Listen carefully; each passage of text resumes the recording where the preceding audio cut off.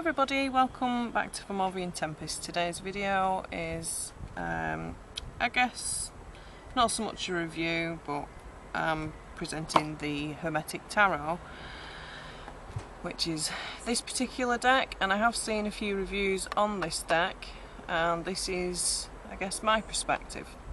This is my input. So, the Hermetic Tarot is a black and white deck. The artwork is by Godfrey Dawson, and basically, reading off the box itself, the Hermetic Tarot's esoteric designs emphasise the Golden Dawn's astrological attributes with further symbolism from the Sephira, angelic, geomantic, numerical and Kabbalistic elements. Like I said, it is a black and white deck, and from the box itself, based upon the esoteric workings of the secret order of the Golden Dawn. So I'm trying to do this so you don't get glare, but I'm not sure whether that's going to work or not. And this is US Game Systems. So there we go. Now then, this deck is available on Amazon. I think this was priced at around £15 English. What it will be overseas, I'm not sure. This is the back of the cards. Symmetrical design on the back. Very nice. These two cards that come with the deck, one gives a little bit of an explanation about the deck itself, and then you have this card that again shows the same as what you have on the actual box. So, little white book, pretty much a standard little white book. Some differences you'll find because of the symbology held within the cards. You have a little table there giving elemental symbols, astrological symbols. You will also find Kabbalistic Tree of Life at the back of the book with the 22 paths. There is an illustration of the standard Celtic cross spread, and basically simple blurb for the cards that you kind of expect. It tells you a little bit about the imagery within the cards, and what I describe as keyword meanings that are assigned to each of the cards. There is an elemental table for, I guess, the people cards within the deck. I'm just trying to hold this up so you can see. And the suits. And what you can expect to find is, if I try and hold this, I don't know whether you'll be able to read it or not because of the size of the text. That's the kind of blurb, the amount of blurb for each card. It's not very much, as you can see, but it's adequate. So that's the little white book. Now then, the actual cards themselves, if I try and hold this for you, you can see there is an awful lot of symbology within the card. It's like you have elemental symbols, etc. This is the Foolish Man, and at the bottom of the card you have a little, what I would call a descriptor. So this one has got the Spirit of Ether. I'm trying to read upside down, excuse me. The Justice card. So again, you have the replanetary symbols. There's the yin yang symbol in there, and again, little descriptor at the bottom. Sorry if that was out of shot. And the Hangman, again, you can see there's an awful lot of symbology. I'm just going to focus right in, if I can. I'm trying to track where I am on the camera. Try and hold it steady. You can see There's an ankh in there, and you can see that there are very many aspects to the card itself, and again a little descriptor at the bottom. So if I move a little bit further on, let's see, let's go into some of what I would call the people cards, so kings, queens, that kind of thing. So this is the swords that we're looking at, and you will see there are elemental symbols in there. Try and hold it that way so you can see. There we go. Again, we've got some nice symbology going in there, and the descriptor at the bottom. And this would be the Queen of Swords. So as you can see, plenty of symbology to go at. Being a black and white deck, this deck won't suit everybody. As you can see, if I'm holding this in my hand, it's a nice size deck. Shuffling, therefore, is quite easy. Even though, I mean, my hands aren't particularly, I don't have particularly long fingers, and I can hold this very comfortably. Now then, some decks, you often find that the minors are, in comparison to the artwork of the majors, a bit of a letdown. Now these, in this deck, I wouldn't describe them as a letdown. I'm just going to show you. This is the wands. So I think we're working backwards here, but not to worry. 10 of wands, you can see the wands there. 9 of wands. 8 of wands. 7 of wands. 6 of wands. There's an awful lot of symbology going on in here. There's an awful lot of information. If I try and hold this up to the camera so that you can see where my fingers are pointing, and I'm hoping you're not getting very much glare. 5 of wands. Now a lot of beginners don't particularly like to see this kind of artwork in the minors, and I'll show you what I mean by that. I don't know whether you can see.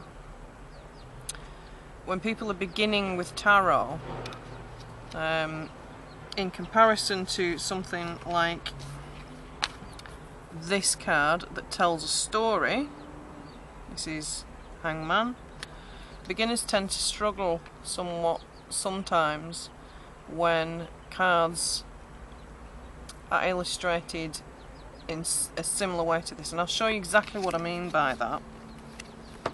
Just put those there.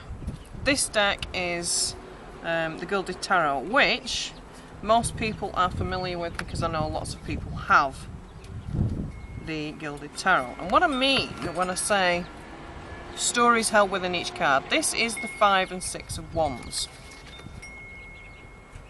I'm trying to do this so you don't get, oh whoops. Okay, let me check there. Okay, so that's the 6 of wands. This is the 6 of wands within the Hermetic Tarot. Now, what if I said one card tells more of a story within the image? I'm hoping you understand what I'm kind of trying to say. I might not be making me point very eloquently at this particular point, but I'm trying. And 5 of wands, let me try and, I don't think I have the 5 of wands out, do I? Do I? Ah, okay, here we go. There we go, 5 of wands. Now if you look at the Gilded Tarot, there is a story.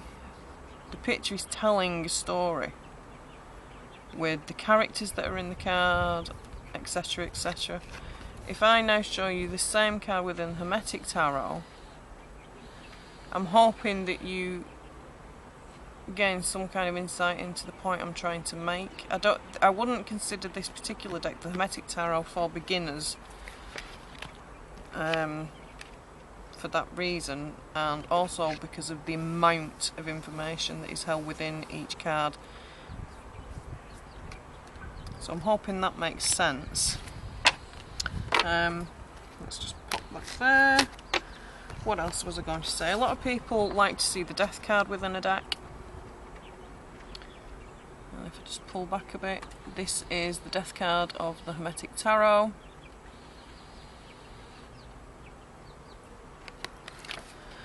In comparison size-wise, if I hold them back to back to, I'm going to use the Gilded Tarot again as, I guess, a measurement. There is a very, very slight difference. This card here is the Hermetic Tarot behind the Gilded, and you can see there's a very slight difference in the sizing. It's not very much, not particularly noticeable. And there we go, and if I try and line up the edge to the side, they're the same width, it is just the length of the card that is slightly different. If I sort of give it a tap on the table, you can see the difference. This black line, this white line at the top, that is the size difference. Cardstock wise, I would say the Hermetic Tarot is slightly thicker cardstock. It's a slightly heavier weight than the Gilded Tarot. It's not very much, but you can tell the difference between the two. And the Hermetic Tarot does shuffle particularly well. The cards don't stick. Then again, they're not. They don't slide too much. One thing that really bugs me about a deck is if it slips all over the place, and I don't particularly like cards that stick together. And this deck, even from opening straight out of the pack, doesn't seem to have that issue. Like I said, there is an awful lot of information within these cards. They are quite, when they're together, they are quite stiff as a new deck, and this deck obviously needs to be broken in. As you can see, they are a nice shuffleable size. You know, the size of the card is not overly massive, so if you're an overhand shuffler, you shouldn't have an issue, because like I said, if I come into shot, I don't have particularly long fingers, small hand I guess, and I'm not having an issue. So personally, sorry about needing to pause for a minute there, I just got interrupted slightly, but personally I really like this deck, and as I've said, there's a lot of information, a lot of symbology within each of the cards for you to glean from. Now, whether you choose to use this deck as a reading deck, or whether you're choosing to use this deck as a more in-depth study in relation to the theme of the deck and in relation to the symbology held within the deck, it's entirely up to you. I think this is in particular a useful learning tool. I'm hoping that there's not massive glare on that card. I can't actually see from this angle whether there's a huge glare, but I really do enjoy the artwork and the symbology that's in there. And just as a side note, if anybody's interested in a good book in, I guess, Hebrew mysticism, Kabbalistic magic, things like that, then this book, Garden of Pomegranates by Israel Regardie, is a very good book. You can see it's quite thick. There's a lot of information held within the pages. There are some illustrations in here, and if you wanted to take things that step further in your studies, then this would be a nice accompaniment. So I hope you've enjoyed this review, sort of review, because I actually haven't worked with this deck yet. It only arrived today.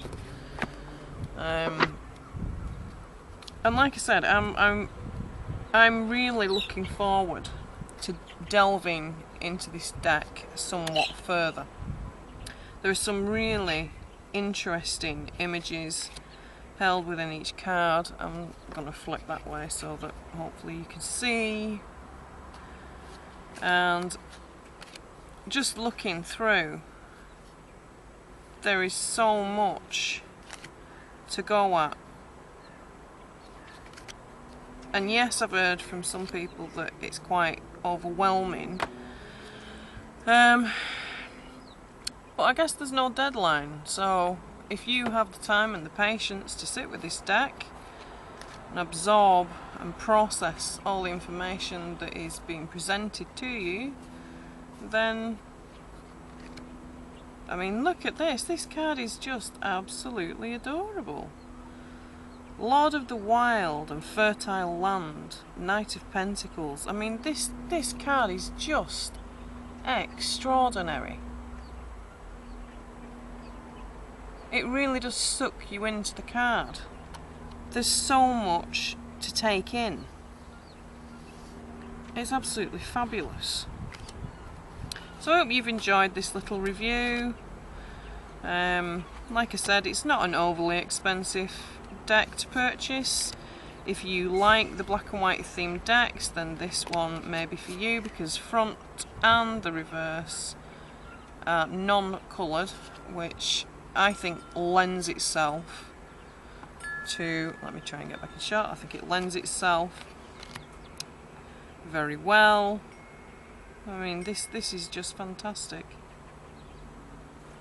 Absolutely fantastic. And there he is with the egg. Superb. That's the Tower card if anybody's interested.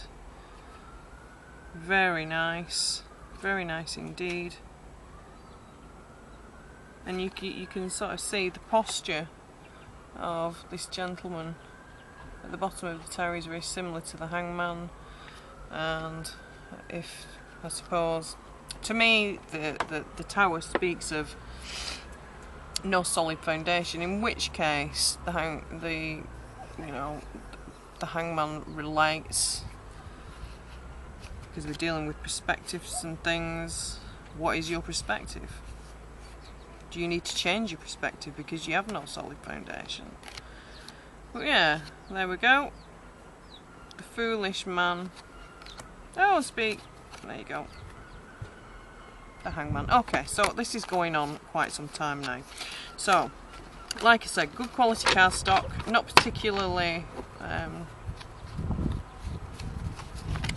it's not too thin, not too thick, it's not too bad. If you like to be trimming cards and things, I mean, I personally wouldn't feel the need to trim this card, to be honest. But there's not an awful lot of room to trim anyway, but some people do. But as you can see, I mean, it's passing through my hands quite easily. So, with that said, hope you've enjoyed today's little video. Again, just before I leave, there's the sort of size comparison. Let me try and line them up on the screen. There we go. That is the difference in size. Just this little tiny bit here. Okay, so have a wonderful day, and I will speak to you all again soon. Bye for now.